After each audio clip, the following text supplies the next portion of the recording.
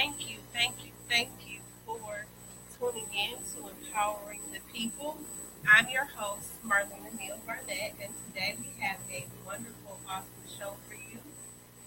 Um, Let me first start off by saying thank you so much for tuning in and viewing our show. This is my second broadcast of Empowering the People, and we have two very special guests today. Our first guest is going to be Takarius. He is a freelance artist, and he's going to tell us a little bit about how he got started drawing and how he became an artist. And then later on this afternoon, we'll have Miss Ruby Lee. She's a realtor, and she's going to talk to us about some very important information regarding the real estate industry and how we can prepare ourselves to be homeowners. She actually just helped my husband and I close, so she has a lot of great information that she's going to share with us today. But let us first get started once again by saying thank you so much for tuning in to Studio 21 waen-tv and waen-fm. Our first guest is Takarius. He is a freelance artist. And if you have any questions or comments that you would like to ask either one of us, please give us a call. The call-in number is 404-474-0080. That number again is 404-474-0080. Thank you so much, Takarius, for stopping by Studio 21 today. And it's a pleasure. Thank you. It's a pleasure seeing a young man with so much talent and skill and ability. So, show me a little bit of your artwork. I know we briefly looked at it, and tell us about your painting, your drawings, and also tell us a little bit how you got started in art. Well, thank you again for having me. This is my first time being on the radio. It's pretty cool. So I appreciate it. I got started when I was in like the fifth grade. I had never seen art before or like known anything about art, which is kind of crazy. But I was sitting in the room with my stepbrother. We were watching Dragon Ball Z, and he paused it and he drew one of the characters that was on the screen. He drew it like all the way through perfect the first time, and I was like, "Do that again." And from there, it was kind of hooked. Like that was the first time I ever seen creation like that. So I started drawing. Started off with like just cartoon characters and stuff like that, and then segued into more realistic type of things, and then eventually I made the transition to like making my own like expressions and stuff like that. But pretty much my art is based around positive thinking, critical thinking, and just addressing social issues that I see in the world. It's pretty much just my thoughts. I always like to push people to think positively and to look at the brighter side, and not just the brighter side, but just look at the whole picture. So that's kind of what my art embodies. I've been drawing for a while, probably about 13 years now, and I started painting about 6 years ago.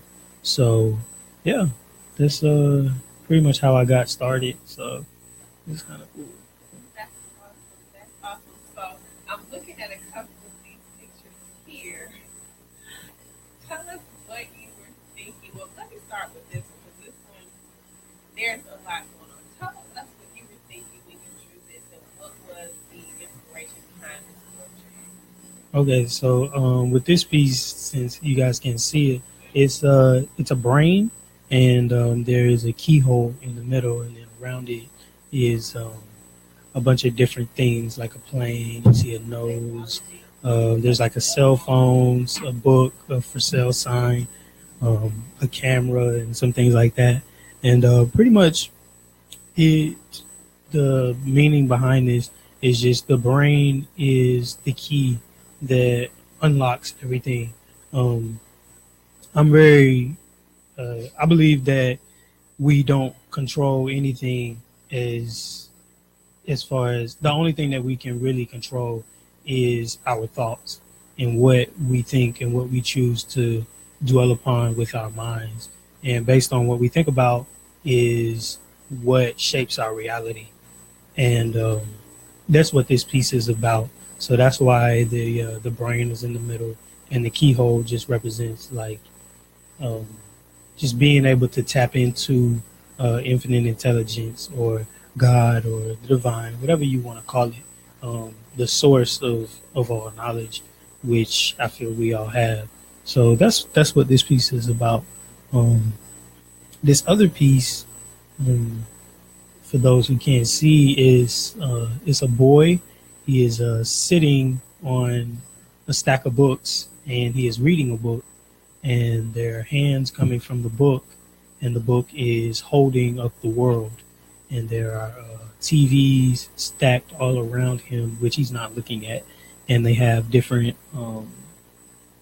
They're on different channels, and it just symbolizes when you take the time to seek knowledge, you can learn everything that you need to know about the world, about the universe, about the divine, and it's all about just the effort that you put into it.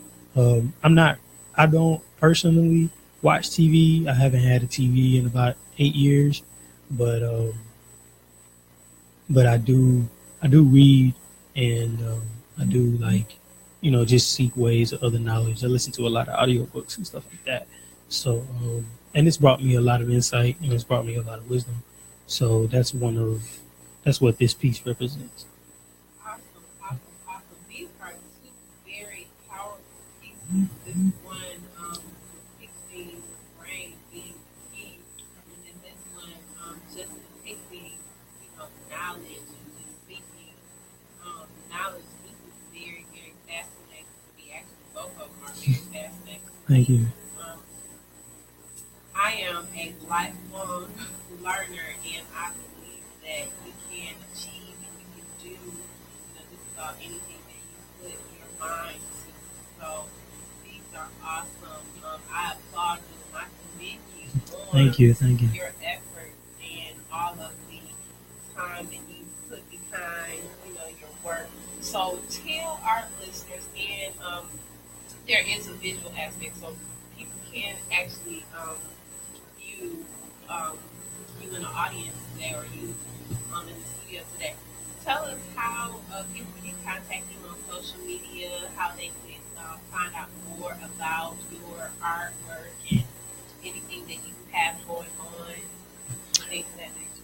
Well, my social media platform is my first name, which is Takarius. Is TAKARAIS underscore, and that's pretty much all my social media platform.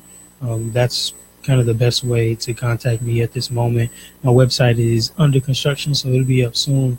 Um, I also will be co-hosting an event at the Apache Cafe on March the 17th, and I'll have a lot of my prints and a lot of my originals there if anyone would do. And I will be doing a live painting. I'm an amazing live painter, so if you've never seen art created in your face in about 5 minutes, that's definitely something that you should come and check out. It's at the Apache Cafe March 17th. Okay, awesome. Well, I will make it a priority to come over to the Apache Cafe March 17th. I actually have one of my high school classmates. She hosts some events over at the Apache Cafe, and I've been saying that I Cool. want to get over there for a while. So So now you hopefully got a I dual will be able to reason. see Yeah. her there. Diamond Mosley. Hopefully, I'll be able to see her there. But I would definitely make it a priority to come over and check out some of your artwork. It was such a pleasure having you here Thank you. Thank you. today. I will definitely um, follow you on social media. I'll reach out to you in the near future, and maybe we can have you back and possibly also do some events in here as well. Cool, cool. Yeah, I definitely would like to come back. Gotta put some art on these walls. Thank you. Thank you. Thank you. Well, if you're tuning in to the Power of the People today, please give us a phone call at 404-474-0080. We have questions, or if you need more information. If you think that you also have what it takes to host or produce your own show, you can also give us a call at our studio office. The number is 404-462-8182. Our office number again is 404-462-8182. We would love to have you host the show here at Studio 21 WAEN, whether it is via radio or via television. We would love to have you here. Please give us a call at 404-462-8182. We're going to take a quick break and get ready for our next guest. This will be Weeks. Once again, it was a joy having you here, pleasure having you here. Zacharias, keep doing what you're doing, and I look forward to seeing you soon. Thank you. Thank you.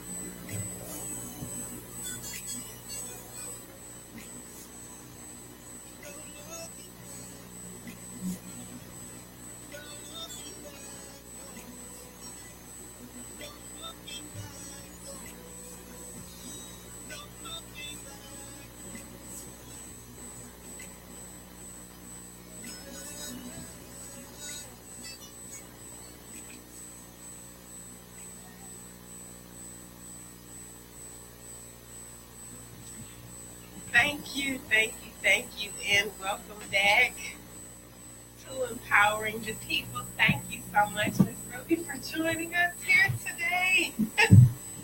Thank you.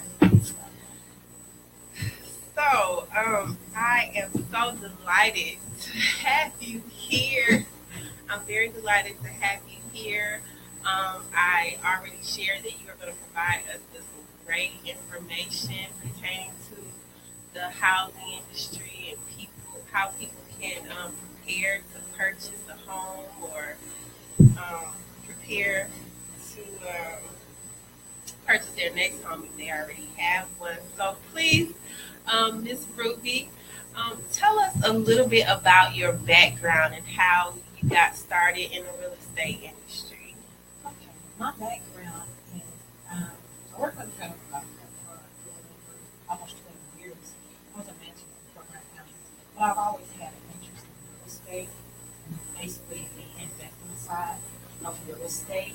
But then I decided if I'm going to be a real estate investor, why not get my real estate license and be able to have access and input that way from that end. So that's really my passion for real estate was the investor side because ownership and also being able to purchase properties and lease properties is my big interest and passion for real estate. And there are just so many streams of opportunity in real estate. So that's my interest in it. So, quick question, and this is off. How does working in the real estate industry compare to you when you worked in the government sector? How does it compare? The two comparison is that I can use my skill set that I have learned over the years. I can bring that skill set with me into the real estate business. And real estate is relational, very relational. So you got to have some great customer service skills when you're working with people. Also, in real estate, you have to learn to be a counselor, a coach. It involves a lot. You have to even encourager, So that those things come naturally for me as far as, so I have the personality too, as a part of encouraging and empowering other people, and also just keeping their faith up during the process is Yes. part of it too. Yes, So, absolutely. Because thinking back and going through our process when me and my husband was recently trying to purchase our home, there were many a times when I was ready to give up.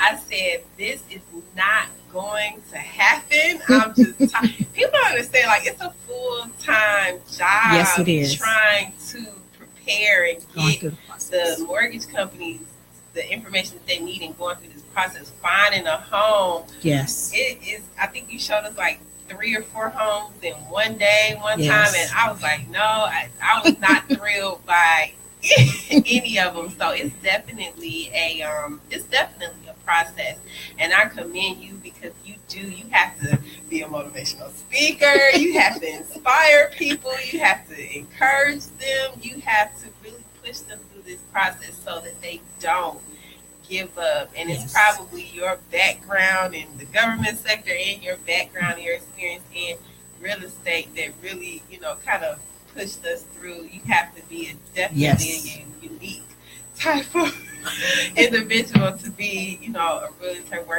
realtor and work with people, because you did tell me the difference between the two.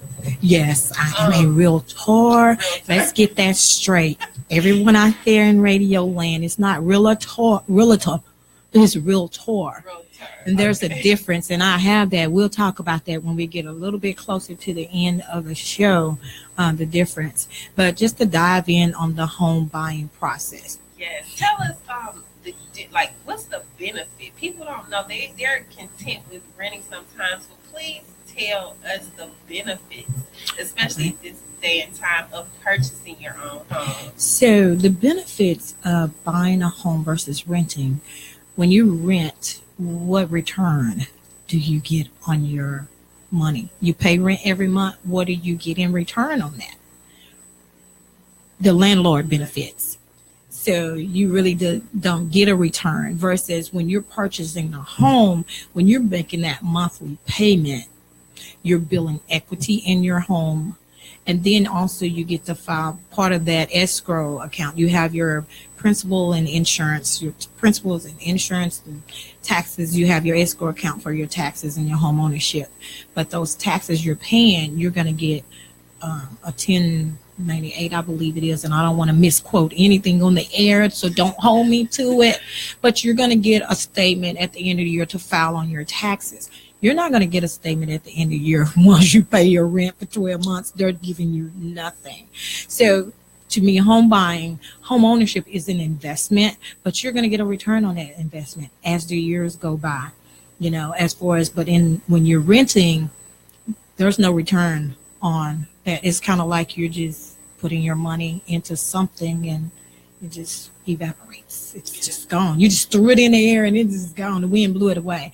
But we have to be prepared. Say if you're a renter out there and you're thinking about home ownership, where do you begin? And that's where a realtor comes in. And there are some things that I educate my buyers. When they come to me, I get a call, say, hey, I want to buy a house. My first question is, have you begun the process? Where are you in the home buying process? That I haven't started. Well, the first thing I know, if you're serious about buying a house, you will already know what your credit score is. And usually when you say, I say, well, what is your credit score? Do you know what that is? Because that's the most important factor to get you to get the process started. And when you don't know that, that's an indicator to me that, are you ready, or you want to just find out the steps to get ready to the home buying process. And so the first step is to know your credit score. If you don't know your credit score, and a lot of people will go to Credit Karma or Credit Sesame, that's not where the mortgage lender go. And so Credit Karma may tell you have an 800 score or 750 or 650. And then when you go and I take you get you to a lender, one of my lenders that I'm on my team that I work with, then the lender is like, oh no, you only have a 560, and you're frustrated because you went out there and it's telling, well, that's a retail score. If you notice with Credit Karma, it's saying you can get these credit cards, or you can get an auto loan, or you can get a personal loan. Those are retail scores. So I recommend going into annualcreditreport.com. Every year, once a year, you can go and get all three of your credit scores for your credit reports for free. If you want to score with it, they charge you a minimal, a little nominal fee to add the score to it. But that way you'll really know what's on your credit. So that's one of the biggest challenges in home buying process. You got to know what's on your credit. Don't be afraid. Most definitely. And I would like to encourage people. One of the things that I've learned myself and my husband in going through this process is one little small thing, one little small mistake can drop your credit score drastically. So if you're looking at the Credit Karma and you're looking at the credit sesame and it says that you have a 750 credit score, and then you go make a charge for $500, that's going to, drop your credit score tremendously. So when we were going through the process, we did all of the above. We had Credit Karma on our phone. We had Credit Wise on our phone. We had Experian on our phone. I was checking annualcreditreport.com, and we decided that we were not going to use the credit cards unless we absolutely had to. But we said when we went through this process, we weren't going to make any major purchases. My husband, he was ready to kill me because he wanted to go out and buy a car, and I'm like, no, you can't. Don't make any major purchases until after you close on your home. So you gave us a little bit of information about the buying process, but just tell us a little bit more. Okay, so with the buying process, I recommend all new future homeowners, like I said, know your credit, know where you are credit wise, because the first step is you have to get pre-approved, because you can go out and look at houses and they're beautiful and you like this one, you like that one, but you don't know what you're going to qualify for with the lender. So you don't want to go out and look at this $250,000 house and fall in love with it and you're not pre-approved or anything. And then when you get your pre-approval, you're only approved for $150. Then you're mad and you're like, no, I want that house. So let's do our homework. Let's do it in order. Get your credit scores, look at them. I can recommend you to a lender, and the lender will begin that process. And so what are those things that the lender are going to need at the beginning of the process? 2 years of rental history, consistent realtor history, good rental history. 2 years of your W-2s, your tax returns. So 2 years, we're looking at 2016, 2017, since we're in 2018. Your 2 most recent pay stubs for each borrower that's going to be on the loan. And that's a full 30-day period is what they're looking for. If you have a business, they want to see your business tax returns, 2 years. Let's say if you're not working and you're an entrepreneur in business, if you have not been in business, have 2 years of those tax returns, you're going to have to wait. Unless you have a spouse that's working and have income, or you have other continuous income that's coming in on a monthly basis. You may be an entrepreneur, been in business less than 2 years, but you have a retirement income. So you got to have verifiable, documented income. So that's very important. And that income can be social security or your pension award letters, or, if you have rental property, they want to see lease agreements. So I'm just telling you some of the things, because when you're applying for this loan, you need to have these documents ready to give to the lender so you can get that pre-qualification pre-approval letter. What are some other things they look at? They want to look at your assets and how do you provide the assets proof, where they want to see your 2 most recent statements for all checking accounts, savings account, money market accounts.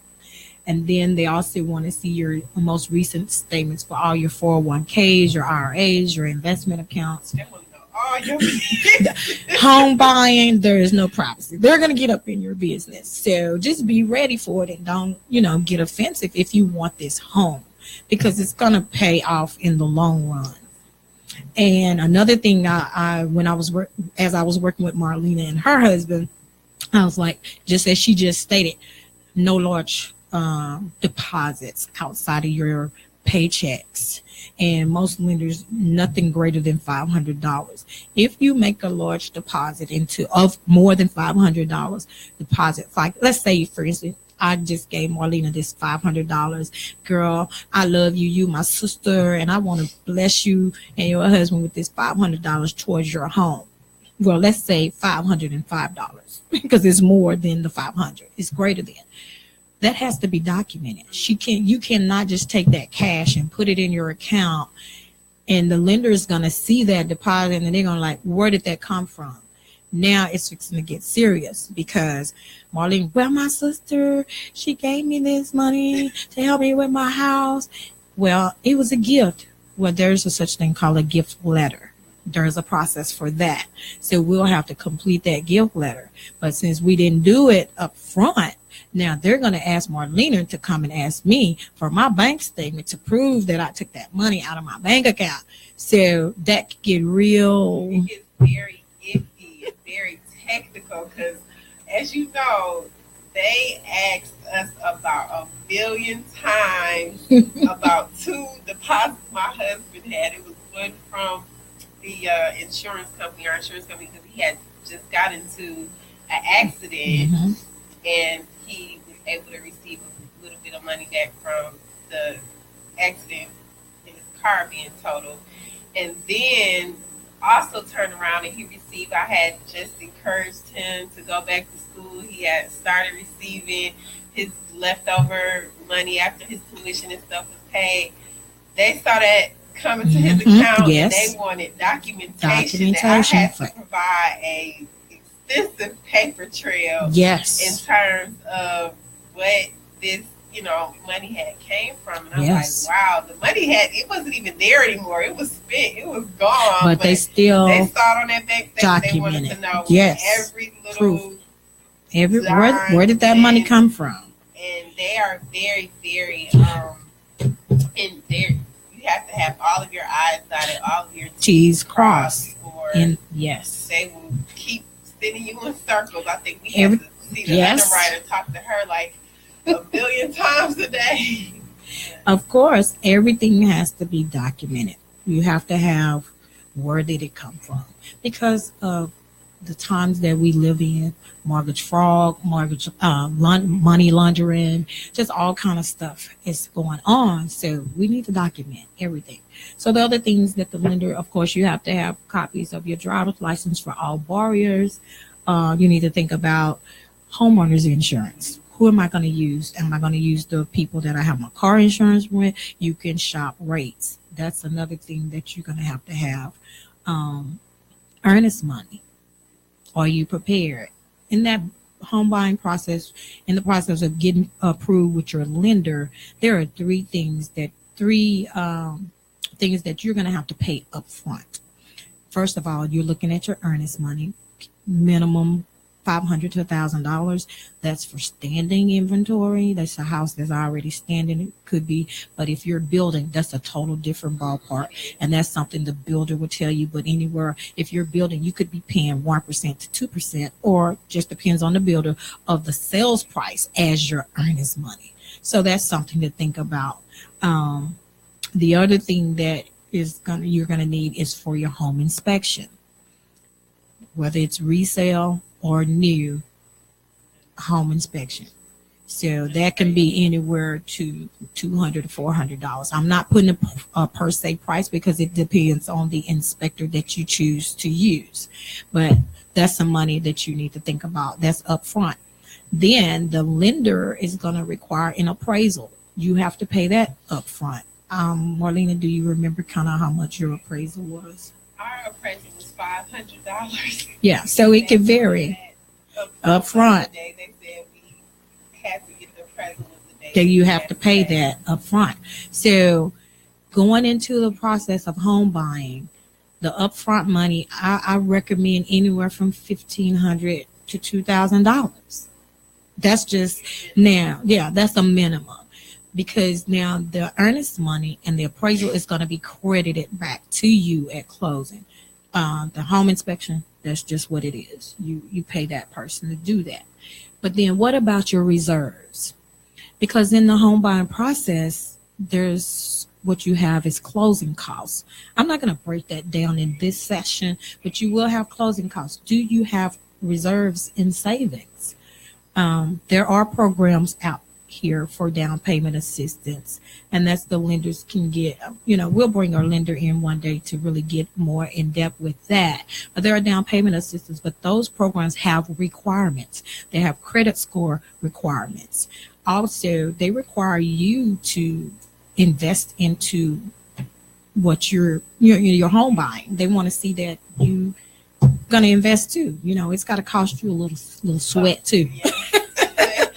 It's like Habitat. You got to do some sweat equity. You do skin in the game.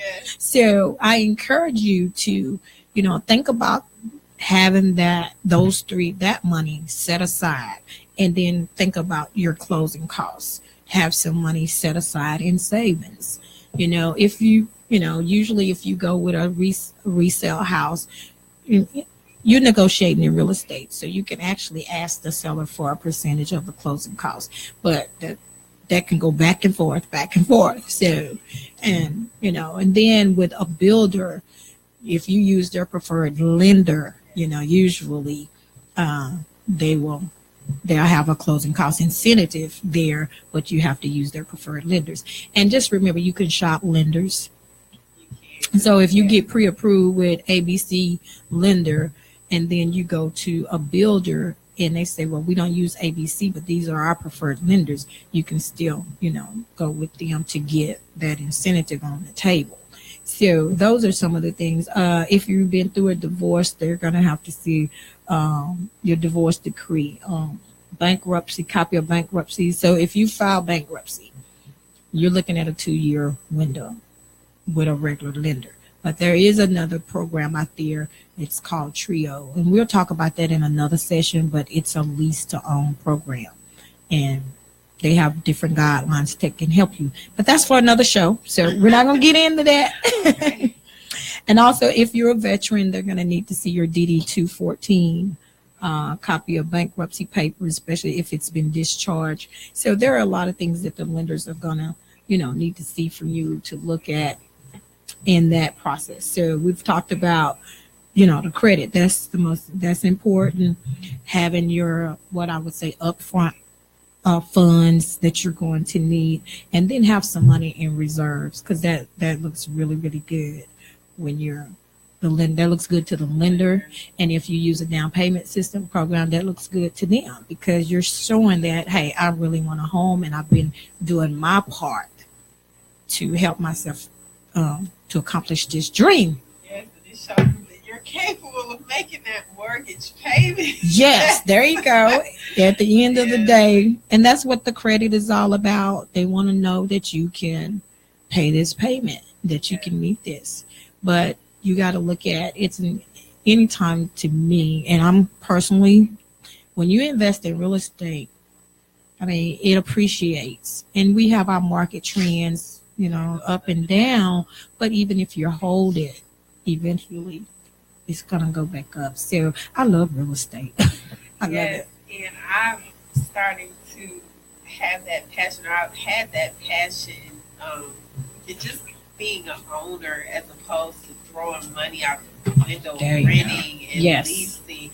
We all have our hiccups in the road, because I've had them too, where you run into different things, but it's nothing like owning your own. There's nothing like property, your own whatever. It's mine. It's yours. I can make as much noise as I want. Where you can also have something to pass down. Yes. Leave as a legacy. Yes. Something that increases, like you said, it appreciates in value. Yes. So it looks good when you have ownership in something other than things that depreciate. Um, how long, Miss Ruby, does the home buying process usually take? You get someone, let's say, that don't know, where they stand credit wise, but how long does that process usually take? It actually varies because it depends on that person and where they are with credit. Uh, do they have reserve funds? Especially if the credit score is not there. Usually 620, um, 620 or higher. If you're looking at some of the down payment assistance programs, you're looking at 640 or higher. It really depends on where that person is. So it's gonna vary individually. Let's say for an example, you have a person and their credit is great, they're ready to go. Um, they submit everything to the lender and they say, hey, you're pre-approved for $250,000. You can find a house up to that amount. And you don't have to use the whole 250 now. You can say, you know what, I don't, because think about what your mortgage is going to be. So you can say, well, you know what, that's great, but I only want to spend like 180. And it just depends on if everything is good, smooth, you get that paper back, you find a house, it doesn't take long. It shouldn't take you 6 months to pick out a house. Right. And usually when I interview, do my home buyers consultation with my clients, I find out what is it that you're looking for. Where do you want to live? What do you want in your home? What are your deal breakers? And I usually ask them, what are your most top 5 must-haves? Because if not, we'll be looking at homes after homes after home. So tell me those top 5 things. And parents, home buyers with children, they're looking at the school districts and locations. So those are the things we look at. And I usually give them a little homework to do and fill this out, answer these questions for me so we can narrow it down. And then that tells me which direction to go in. So you can close in 30 days or less, especially if everything is great and you're moving pretty quick. I have done closings in 30 days. I haven't done one 30 days or less yet, but it's coming. It's coming. But 30 days. And I've had some to be longer because you do have hiccups in the process. You can have hiccups in the process. And, for instance, I had a client that they were selling their home and then they were buying. They were great on the credit side, no issues, but we had to get this other house sold before they could buy. And so when we put that house on the market, we got one offer, but that offer was so that process, we were supposed to close in October, but we never closed to December because of that. So you have hiccups in the process. And let's say if you got someone that's close to being at a 620, but we're going to work it out. Whatever those challenges are, when I get you with the lender, the lender's going to give you a plan. Follow the plan step by step. If they say do A, B, C, D, F, G, let me give my testimony. In 2012, as a single woman, no children, just me. Well, my parents never owned a house. We lived in houses. They were rent houses. I never lived in an apartment growing up. I was always accustomed to being in a house. But my parents never owned a home. That was like, okay, I got to break that in my family line, in my generation. So my goal was to be a homeowner. And I had to face my credit. And it took me a while to work those things out. But I did it. And I became a homeowner. I bought my first home by myself in 2012. But it was some hurdles I had to jump, lots of sacrifices I made to be that homeowner. And that means I did not get my nails done. I did my own pedicures. I wore my own polish. I just cut out some things because that was more important at that moment for me. I permed my own hair, bought me a drawstring ponytail.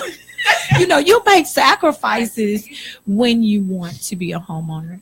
And I was saving, and I literally got all 3 of my credit reports, and I went through them myself. And I found me a template, and I wrote letters to my creditors myself. and disputed things and say negotiated with them to pay, hey, this is what I have to pay this. If you are willing to accept this amount here, okay, let's agree to it, but you must remove, delete, and I was specific, they were in bold letters, highlighted, delete this information from all three. And I named out all three credit bureaus. We have TransUnion, Equifax, and Experian from all three. And if I tell you I started seeing results, I was excited. But everybody don't have that patience and time to do that. So that's another story. I can help you with that. But anyway, we'll get into that at another time, but I can help you. So I did that. I did the work I started in 2010, 2011, it didn't happen. But when 2012 came, I was ready. My credit scores was great. I had reserves. So it's a process. So if you're not ready and you want to do it, start getting ready. Cut back. Look at your cable bill. Cut back on spending. You don't have to go out to eat all the time. Just start putting money aside and you will see yourself building that reserve. When you get your tax return, don't go get a new car. If your car is not broke down or whatever, don't go and get a new car. Put that money aside for your reserve, for your earnest money, for this, for that. Start preparing for home, because it is it's an attainable dream. You can make this happen. And then let's say once you got your pre-approval, now it's time to look for a home. Know what you want in a home. When I was going through that process, I love to do vision boards. So I bought me a board and I made me a vision board. And the first thing I put on there, I declared that at the time, my name, Ruby Y. Evans, homeowner. I didn't say is a homeowner, was a homeowner, gonna be a homeowner. I just put homeowner because that was it. And then I started meditating and like, okay, what do you desire in your home? Be specific in what you wanted. So I was specific. I made a preference list and I put that preference list on my vision board. And so as I was looking at houses, I started seeing houses with a lot of the preferences that I wanted. Now, I was being elaborate. I want this big old front porch and this huge backyard. Girl, I'm not going to mow that yard. And so trust me, I did not get the big backyard. I got just what I needed. Yeah. So, but the funny thing was I wanted a fireplace where you just turn the little switch on the wall like a light switch, and I got it. I wanted hardwood floors. I got it. I wanted recessed lighting. I didn't get it, but that's okay. I had a nice 4-bedroom, 2.5 bath, 2-car garage home, and it was just me. And the beautiful thing was I used a program. I qualified for down payment assistance. I'm not ashamed to say it. I needed the help, even though I had my reserves, but I qualified. So I didn't leave that on the table. And at the time, I'm trying to remember the name of the program. It was with Fulton County at that time. And they gave me $15,000. That's awesome. And that covered my down payment and closing costs. But I still came to the table. Yes. I was able to put my earnest money, my home inspection, and my appraisal. And then I still had some reserves. So the reserves, I bought my washer and dryer, and I was good, So you can do it. And then just think when you have 2 people in a household, 2 incomes. And another thing that I wanted to touch on, even if someone may not be at a 620 credit score, they may have a few things to work on, or they already know that they're not qualified. I want to tell them, don't give up on this process. Yes. Because Yes. Well, I guess you don't know how we started off, but when me and my husband, we started off with this home buying process, we were going to go through Habitat for Humanity. One of my good friends had his house. He was former military, had his home built through Habitat for Humanity. Habitat for Humanity looked at us. We went through the classes, and they were like, no, you're not qualified to buy. They said my husband didn't make enough because of the number of children that I had. And I had been off work because I had just had my daughter. So Habitat for Humanity turned us down. I was going to go through NACA before I got married. couldn't go through that process. And we had another situation where I was trying to actually purchase someone's home or take over someone else's home, the payments, and work out something because their home was going through foreclosure. Beautiful home. Me and my husband loved it, but that process didn't work. So I just told myself, I started praying about it. I said, me and my husband, we are going to be homeowners. I was pregnant at the time. When we started going through all of this, I said, we're not going to continue renting. And so we actually, just kept working on it diligently. We didn't give up, even though we wanted to give up right when we were there. But if it's something that you really want to do, commit yourself to it. Do what it takes. I believe in the power of prayer now. If I don't believe in anything else, I believe in the power of prayer now. Keep moving forward. You have to make those sacrifices. Cut out certain things. We cut out cable. We got a fire stick. Yes. We cut out a lot of things and we made a lot of sacrifices, but we did it. So even if you feel like you're not, where you're supposed to be, even if you feel like you're not qualified, don't give up. Don't throw the towel in. Continue going through that process and make those sacrifices that are needed so that you can eventually become a homeowner. Is very, very important, especially in our communities now. I just feel like it's so important that we take ownership in where we live.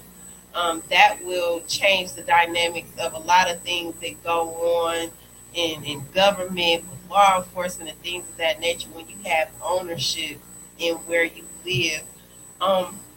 Ms. Ruby, are you able to touch on a little bit about individuals they have questionable credit? In our previous conversations, you were telling me that you are about to venture also into the credit restoration portion of it. Can you briefly talk about the credit restoration part of it? Just a little bit, yes. Okay, so I call it you're not credit ready. I don't want to say credit worthy, but you're not credit ready. There are some things you need to do to get ready. So I am a FES agent, and FES is Financial Educational Service. One of my big things in real estate, since I see so much where people want homes, but they're not ready credit-wise, and even getting with the lender, the lender give them plans, sometimes they don't follow the plan. So with FES, we offer a service that you can sign up for, and it's not free. You got to pay for it. It's part of the, investment into your home buying process. But they have a part of that service is called credit restoration. And basically you would sign up and be able to log in and upload your information so that they can verify that your credit, be able to pull your credit. And then I walk you through this process because they're using the Fair Credit Reporting Act to show you your legal rights, and it'll help you get some things off of your credit score. But we can further discuss this. If you're interested and want more information, you can contact me. My cell number, my mobile number that I use is 404-824-9504. If you would like to send me an email so we can schedule a consultation, my email is Ruby, RUBY, leak, LEAK, myrealtor @gmail.com. Okay, let's say that one more time. That's Ruby Leak, myrealtor @gmail.com. That's Ruby, RUBY, leak, LEAK, my realtor, REALTOR @gmail.com. And please give them your phone number once again. Yes, it's 404-824-9504. And you can also follow me on Facebook, Ruby Leak, and my Instagram is my Ruby Leak, my realtor, on my Instagram page. And I'm also on LinkedIn, and it's Ruby Leak on LinkedIn. Awesome, awesome, awesome.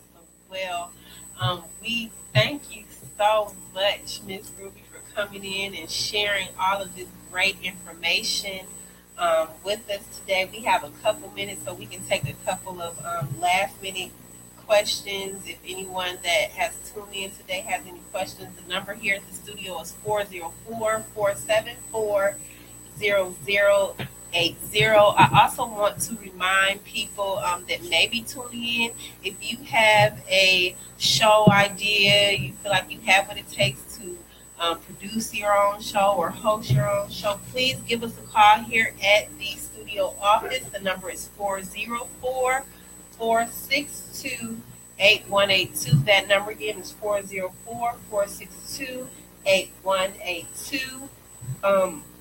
We thank you so much for listening in to Empowering the People. And Miss Ruby, she has additional information that she has provided. We'll go over right quick, and it is in regards to 7 reasons why you should work with a realtor. This is some very, very, very great information. A lot of times we think that we can just do things on our own, but it's very important that you work with a realtor when you're trying to go through this process from beginning to end. They know things, and they, learn about things that we are not as versed in. So, Ms. Ruby, do you want to talk about a few of these things right quick before we end the Sure. treatment and so forth? I just want you to understand the quick difference between realtors aren't just agents. They are professional members of the National Association of Realtors and subscribe to its strict code of ethics. This is the realtor difference of home buyers for home buyers. So one, there's ethical treatment. Every realtor must adhere to a strict code of ethics. And I just did that ethics training about 2 Saturdays ago. And if I had not done that training, then I would not be a part of the National Association of Realtors. It's a requirement. So that's very important when you're trying to go through this process. Please find a realtor. A realtor. Reach out to Miss Ruby if you're in the Metro Atlanta area. Please give her a call. Share your number once again. Yes, my number is 404-824-9504. And then the other one is we are an expert guide. We're going to guide you. And I'm going through this quick because I know our time is short. Objective information and opinions. Realtors can provide local information on utilities, zoning, schools, and more. Expanded search power. Sometimes properties are available but not actively advertised. A realtor can help you find opportunities not listed on home search sites. The other one is negotiation knowledge. We help you. We negotiate. Up-to-date experience. Most people buy only a few homes in their lifetime, and usually with quite a few years in between each purchase. So even if you've done it before, laws and regulations have changed since that time. So, but you don't know what those laws and regulations are. But that's one part of being a part of a National Realtor Association. And then let's see what else we have. A home is so much more than just 4 walls and a roof. So, and for most people, property represents the biggest purchase. So do you want to go out there? Let's look at what doctors, if you have whatever, you go to a specific doctor for whatever that specific thing is, and you want the best of the best doctor. You don't want a doctor that just, say they're a doctor, but they're not a part of anything or not doing current training. I'm always in training. I'm always learning because I have to continue to grow and be knowledgeable of the field that I have chosen so I can serve my clients with excellence. That is my key. If you say, what's your tagline or what have you, serving others with excellence and integrity. Yes, absolutely. Absolutely. Well, that is our time, Ms. Ruby. I have really enjoyed having you here. Thank We you. want to thank you so much for joining us here in Studio 21 waen-tv. We're going to go ahead and close out our show. We want to definitely invite you back to continue this discussion and conversation. And hope everyone has a blessed day. Thank you so much for tuning in to WAEN TV, WAEN